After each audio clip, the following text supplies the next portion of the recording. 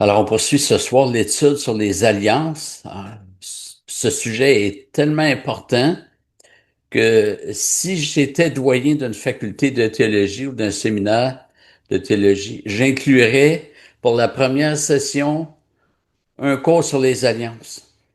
Pourquoi? Parce que tous les autres cours, ou presque tous les autres cours, vont être mieux compris avec si on a une idée de la notion des alliances.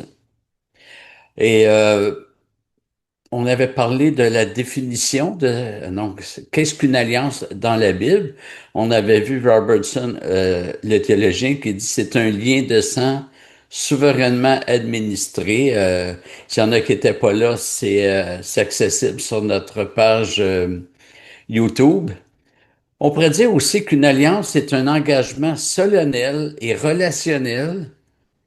Alors, relationnel, on parle de lien de sang, établi souverainement par Dieu, engagement caractérisé par des promesses divines, des obligations mutuelles et une structure formelle. Alors, c'est dur d'avoir une définition complète. Euh, il y a des théologiens qui réduisent l'étendue des alliances au peuple de Dieu, Israël, l'Église, mais on va voir que tous les hommes, sans exception, sont en alliance avec Dieu, qu'ils le veulent ou non. Et on va débuter maintenant la première alliance que Dieu a établie avec l'homme, c'est l'alliance adamique. On l'appelle aussi alliance des œuvres. Ça ne sera pas la seule alliance des œuvres. Euh, la caractéristique de l'alliance des œuvres, c'est que chaque membre euh, sera béni ou maudit en fonction de s'il a obéi parfaitement ou non. On l'appelle aussi l'alliance créationnelle ou l'alliance édénique du Jardin d'Éden. Il y a des théologiens qui rejettent l'idée qu'il y ait eu une alliance avec Adam, sous prétexte que le mot alliance ne figure pas dans la Bible avant celle faite avec Noé. Ils disent, le mot alliance ne figure pas avec Adam.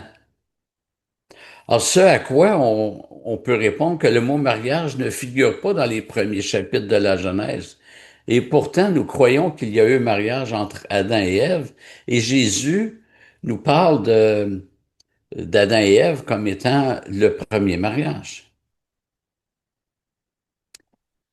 Alors, si le mot ne figure pas dans les premiers chapitres de la Genèse, les éléments constitutifs d'une alliance sont présents. Alors, on verra ça plus tard, quels sont les éléments constitutifs. Mais il y a deux textes bibliques qui confirment la présence d'une alliance avec Adam. Je vous- euh, Osée 6:7, à la façon des hommes, les Israélites ont enfreint l'alliance.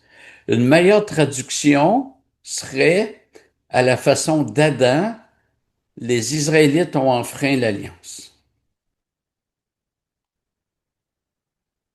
Alors, je vous ai dit qu'il y avait deux textes, et c'est un texte, je me suis trompé.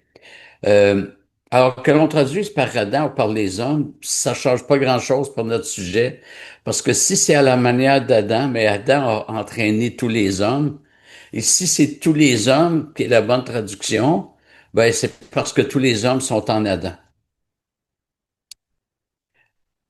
Donc, c'est pourquoi on peut dire que tous les hommes sont en alliance. Euh, Chaque alliance, et ça j'avais mentionné ça dans les dernières semaines, chaque alliance comporte la loi de Dieu. Parfois, il y a la loi de Dieu, la loi éternelle, plus autre chose. Mais avant de regarder le contenu de la loi dans l'alliance adamique, on doit s'arrêter sur la nature de l'homme tel que créé par Dieu. Dieu a créé l'homme avec une inclinaison au bien.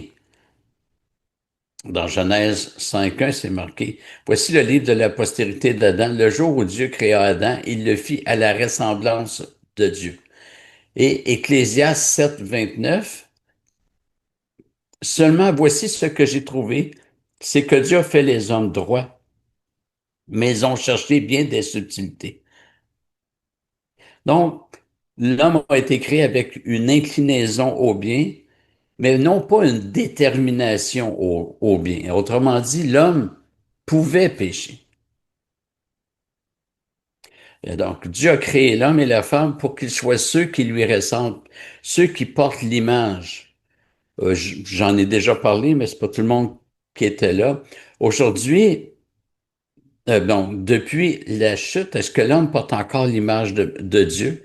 La réponse, c'est oui. On le voit dans Genèse 9. Ça va sortir quand on va parler sur l'alliance avec Noé, noaïque.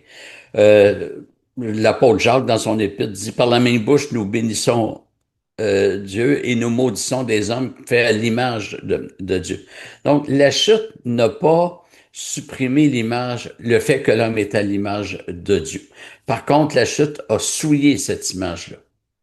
Comme si je prends la photo de quelqu'un puis que je la traîne dans la boue, je la froisse, etc. C'est encore la photo de cette personne, mais totalement souillée au point où ce n'est plus représentatif. Donc, c'est un peu la situation de l'homme depuis la chute. Et le statut créationnel de l'homme, c'est important parce que Dieu confie un mandat à l'homme. Et Dieu a donné à l'homme, l'homme au sens générique, à l'homme et la femme, la nature pour remplir ce mandat. Ils ont reçu une nature créationnelle selon laquelle ils avaient une inclinaison au bien et à la droiture. Le péché ne fait pas partie de ce que Dieu a créé. En fait, le péché n'est pas une création, mais une décréation, un sabotage de la création. Comme je vous ai déjà dit, ici j'ai un papier mouchoir. Moi, je suis pas capable de créer un papier mouchoir, mais je suis très, très compétent pour le détruire. Le péché, c'est la destruction. Ce n'est pas une création.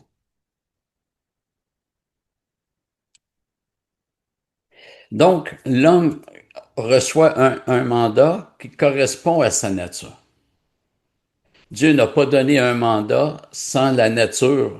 Donc, par nature, on peut entendre les attributs propres à l'homme et la femme pour remplir ce mandat.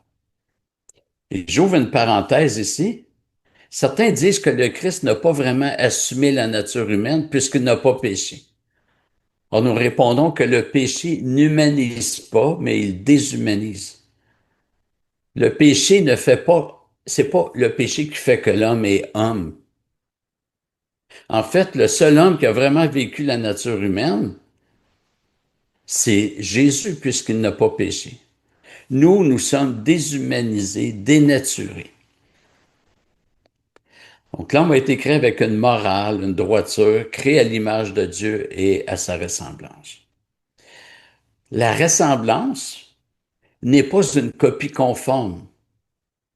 Nous sommes image et Dieu est l'original. Et en lien avec cela, certains affirment qu'il y a juste notre esprit qui est à l'image de Dieu puisque Dieu est esprit.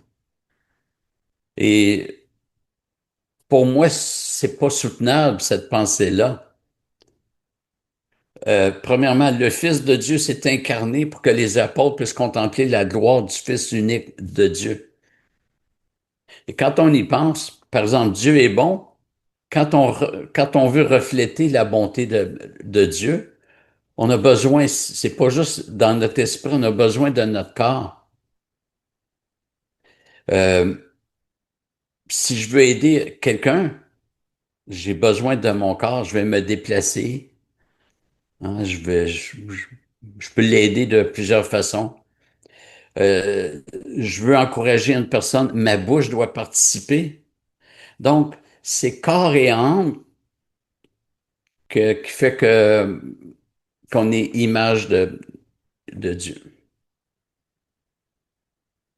Donc, ça, c'est le premier élément constitutif de l'être humain, c'est euh, il est créé à l'image de Dieu, donc ça implique la droiture. Mais aussi, Dieu a inscrit la loi morale dans l'être humain. Paul dit, quand les païens qui n'ont pas la loi font naturellement ce que prescrit la loi, eux qui n'ont pas la loi, ils sont une loi pour eux-mêmes. Ils montrent que l'œuvre de la loi est écrite dans leur cœur, leur conscience en rend témoignage et leur raisonnement les accuse ou les défend tour à tour. C'est ce qui paraîtra au jour où, selon mon évangile, Dieu jugera par le Christ Jésus les actions secrètes des hommes. Donc, Paul dit ici que tous les hommes ont ce témoignage de la loi de Dieu en eux, et la preuve, c'est leur conscience. La conscience va servir de pièce à conviction lors du jugement. La conscience, c'est un mécanisme au cœur de chaque homme. Ça fait partie de sa constitution. Et ce mécanisme agit un peu comme un détecteur de bien et de mal. Et tous les hommes savent que tuer, c'est mal, voler, c'est mal, mentir, c'est mal. Et au chapitre précédent de Romains, il y a un texte qui est très fort.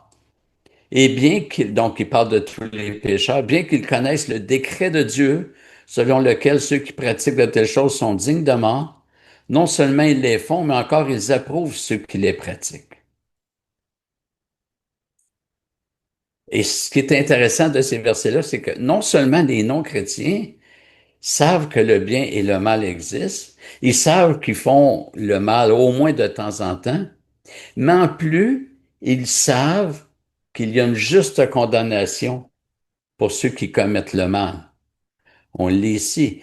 Ils connaissent le décret de Dieu, selon lequel ceux qui pratiquent de telles choses sont dignes de mort. Donc, il n'y aura personne de surpris lors du jugement dernier. Ceci dit, bien que la conscience de l'homme lui montre le bien et le mal, cette conscience est aussi affectée par le péché.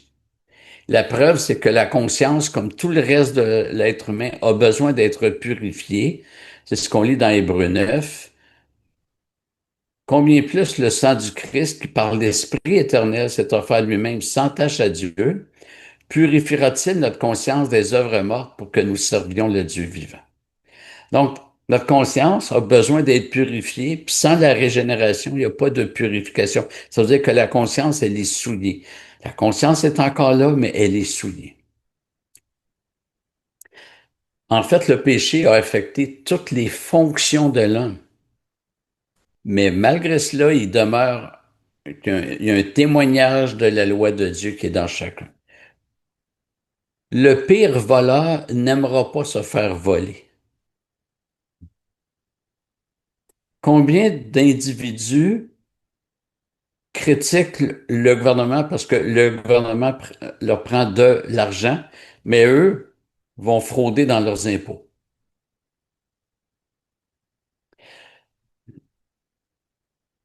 Quand Paul dit euh, que les païens qui n'ont pas la loi font naturellement ce que prescrit la loi, qu'est-ce que Paul veut dire? Ils n'ont pas la loi au sens où ils ne l'ont pas reçue de façon magistrale, c'est-à-dire par un magistrat, au contraire du peuple juif. Alors, les Juifs l'avaient reçu d'un magistère, c'est-à-dire Dieu l'avait donné à Moïse et Moïse au peuple, avec des signes, puis il y avait du tonnerre, des tremblements de terre, ce qu'on voit dans Exode 19 et 20, je pense. Les païens n'ont pas reçu la loi dans ce sens-là, mais ils l'ont dans leur conscience. Et c'est le propos de Paul. Leur conscience les accuse.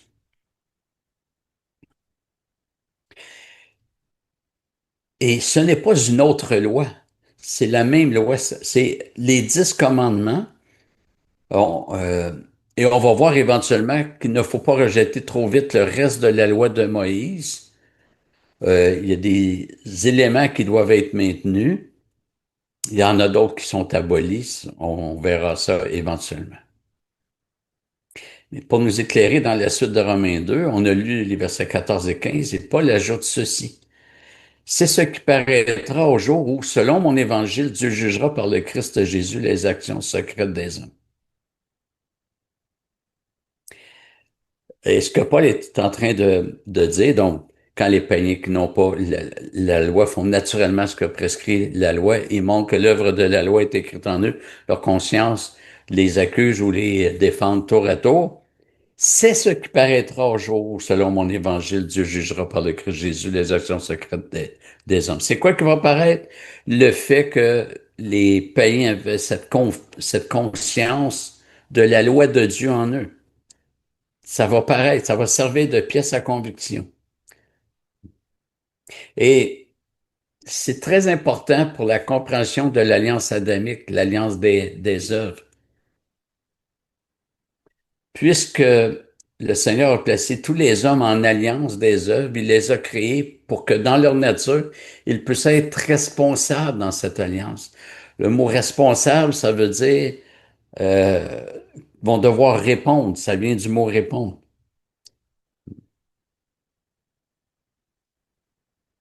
Et on a vu que l'alliance adamique concernait Adam et tous les descendants, c'est-à-dire tous les hommes.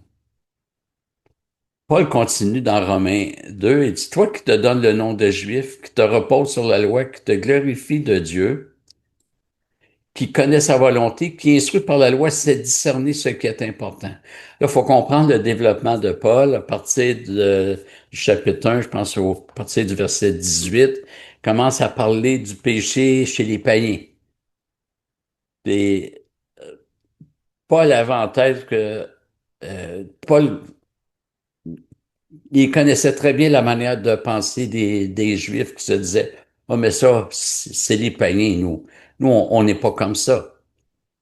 Et c'est là où Paul dit, toi qui te donnes le nom de Juif, ça va un peu avec ce qu'on a vu dans les dernières semaines dans les prédications. Les Juifs qui ne le sont que sur une base ethnique sont pas Juifs pour Dieu, sont au même niveau que les païens. Euh, donc, c'est pas, quand il est dit, toi qui es instruit par la loi, il parle pas d'une autre loi, il vient de mentionner les païens qui font naturellement ce que prescrit la loi. Et j'ai pas insisté tantôt, j'aurais dû, quand il dit qu'ils font naturellement ce que prescrit la loi, c'est qu'ils font par nature. Nous, le mot naturellement, c'est presque synonyme de spontanément, mais dans le texte original, c'est en fonction de leur nature. Ben, c'est la même loi euh, euh, que Paul mentionne ici lorsqu'il s'adresse aux Juifs, qui est instruit par la loi. Et tu sais, du verset 19, il dit, toi qui te persuades d'être le conducteur des aveugles, la lumière de ceux qui sont dans les ténèbres, l'éducateur des insensés, le maître des enfants, parce que tu as dans la loi la formule de la connaissance et de la vérité.